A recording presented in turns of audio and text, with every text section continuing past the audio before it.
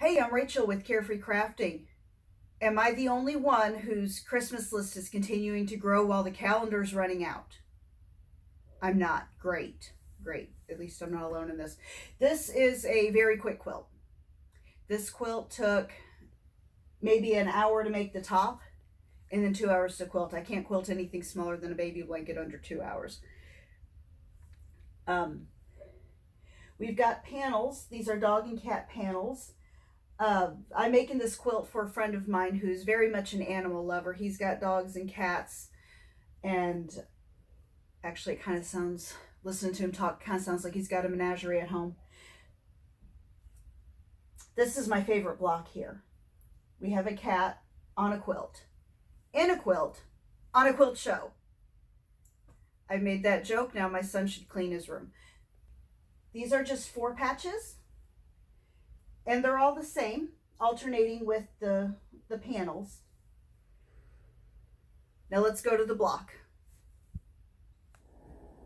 Here are all the fabrics that we'll need for this quilt. We have paws on gray. We have white paws on black. Quick thing I want to point out about this paw fabric.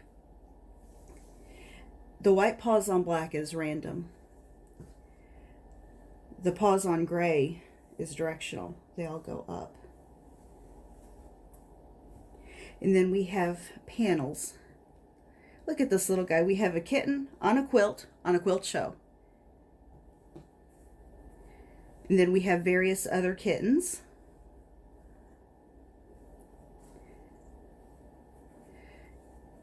I've elected to cut off this border.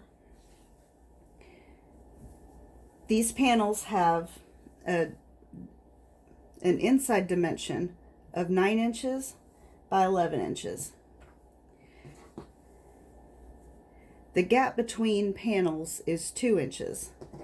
So if you cut the gap in half, you could actually extend these panels to 11 inches by 14 inches if you need bigger blocks. But since I'm using black and gray fabric for my 4 patches, I think that this makes the quilt a little too dark. I'm gonna get rid of it. And then we have puppies. Puppies, puppies, puppies. Everybody loves puppies. And as I said, this quilt is for a dog or an animal lover. I don't think there's any preference, dogs and cats there. I've already cut one of the panels apart. It's right here. And I just want to point out that it curves off to the side. You'll see that a lot with panels. Sometimes they just stretch on the bolt. You can fix this with a hot iron and a lot of steam. It's not a problem. With these small panels, it will actually be easier to fix after we get the 4 patches sewn on, and then we just iron everything flat, and this will straighten itself out.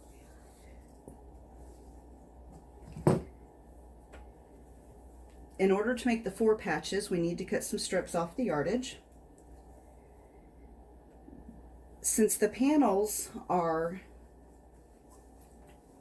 9 inches tall by 11 inches wide, we need to make 4 patches that are 9 inches tall by 11 inches wide. Half of 9 is 4.5, but we have to put a seam allowance in here. So these strips are each 4 3/4 inches. As for the 4 patches, since we have a directional fabric, you can either sew all the paws pointing toward the black or all the paws pointing away from the black, and when you put the 4 patch together, it will look like it's spinning and the dogs are walking in circles. Or you can sew half of your strip sets with the paws toward the black and half with the paws walking away from the black. And then you can arrange your 4 patches so that they look like they're walking either up or down the quilt. I'm going for a swirl. I'll show you what that means.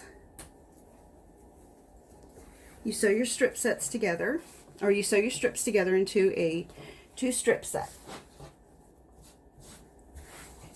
It looks like this. And then you will subcut this to 6 1/4 inches. We want our patches to be 12 inches wide.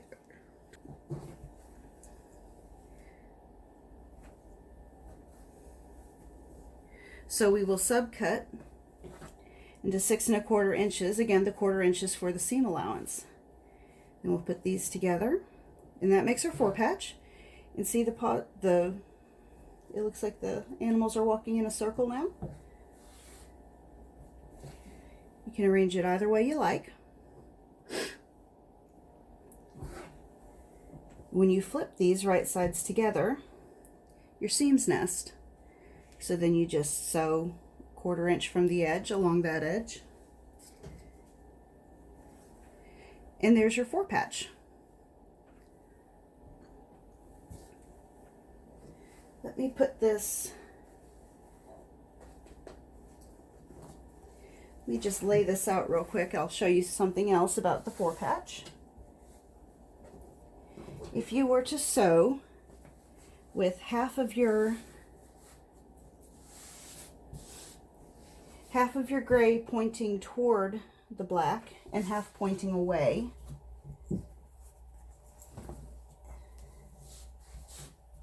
you end up with a 4 patch that looks something like this.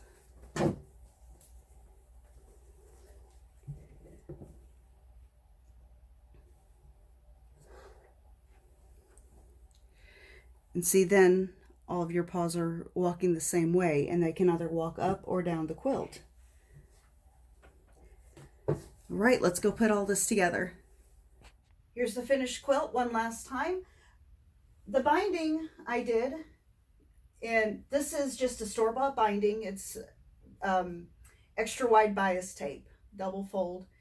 I'll show you how to put that on in another video. And as you can see, we just put the 4 patches and the panels alternating. And then we backed it, quilted it, and put the bias tape on it. I hope you enjoyed this video. I hope you enjoyed this quilt. Please like, share, and subscribe. You can find us on Facebook. You can find us on Instagram. And we have a store now.